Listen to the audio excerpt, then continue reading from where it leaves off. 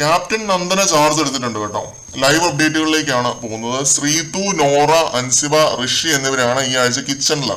അവർക്ക് പീപ്പിൾസ് റൂമാണ് കൊടുത്തിട്ടുള്ളത്. പിന്നെ സായി, സിജോ, അപ്സര എന്നിവരാണ് വാഷ്റൂം ക്ലീനിങ് ടീം. അവർക്ക് ടണൽ ടീമാണ് കൊടുത്തിട്ടുള്ളത്. പിന്നെ അർജുൻ, ജാസ്മിൻ, അഭിഷേക് എന്നിവരാണ് ഫ്ലോർ ക്ലീനിങ് ടീം. അവർക്ക് നെസ്റ്റ് ആണ് കൊടുത്തിട്ടുള്ളത്. പിന്നെ നന്ദന നമ്മുടെ പഴയ പവർ ടീമിനെ ഒരുമിച്ചിട്ടുണ്ട്. ഏറ്റവും അധികം കോളിളക്കം ഉണ്ടാക്കി ആ വീടിനെ തലകീഴായി മറിച്ച് വെച്ചൊരു പവർ ടീം നിങ്ങൾ ഓർക്കുന്നുണ്ടാവും. ചട്ടമ്പി ടീച്ചറും മല്ലയും ഇവരാണ് വെസൽ ക്ലീനിങ്. വെസ്മിനെയും ജിൻഡോനെയും ഒരുമിച്ചാണ് ഇട്ടിരിക്കുന്നത്. ഇവര് ഡെൻ റൂമിലാണ് താമസിക്കാൻ പോകുന്നത്. നന്ദന ചെയ്തത് ഒരു വളരെ നല്ല തീരുമാനമാണ് കേട്ടോ. കണ്ടന്റിന് ഒരു ക്ഷാമവും ഉണ്ടാവില്ല. കാരണം ഐഡിയോളജിക്കലി തന്നെ അത്രയും വ്യത്യാസങ്ങളുള്ള രണ്ടുപേരാണ് ഒരു ടീമില്.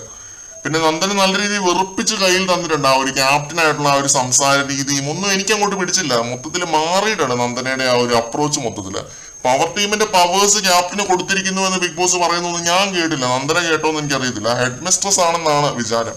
ആ രീതിയിലാണ് ഓരോ കാര്യങ്ങൾ പറയുന്നതും അടിച്ചേൽപ്പിക്കാൻ ശ്രമിക്കുന്നതും മൊത്തത്തിൽ റൂള് വെക്കുന്നതും. അപ്പം എനിക്ക് മൊത്തത്തിൽ അങ്ങോട്ട് പിടിച്ചില്ല. ഡ്യൂട്ടി പ്രോപ്പറായിട്ട് ചെയ്യാത്തവർക്ക് പണിഷ്മെന്റ് കൊടുക്കുന്നു. എന്തിന്? അതിനുള്ള പവർ ക്യാപ്റ്റൻ ഉണ്ടോ?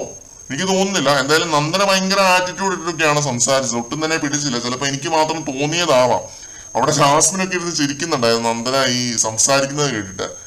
ചേച്ചി ചേച്ചി എന്നൊക്കെ വിളിച്ചിട്ടാണ് സംസാരിക്കുന്നത്. പക്ഷെ ഭയങ്കര ആറ്റിറ്റ്യൂഡും എന്താ പറയാ, ക്യാപ്റ്റനായിട്ട് മൊത്തത്തിൽ ആ ഒരു പരിപാടിയെ മാറി ഒരു അഹങ്കാരമൊക്കെ വെച്ചിട്ടൊക്കെ സംസാരിക്കുന്ന പോലെയൊക്കെ എനിക്ക് ഫീൽ ചെയ്തു. അപ്പം അത്രയുമായിരുന്നു ലൈവ് അപ്ഡേറ്റുകൾ. കൂടുതൽ അപ്ഡേറ്റുകളുമായിട്ട് നമുക്ക് വീണ്ടും കാണാം.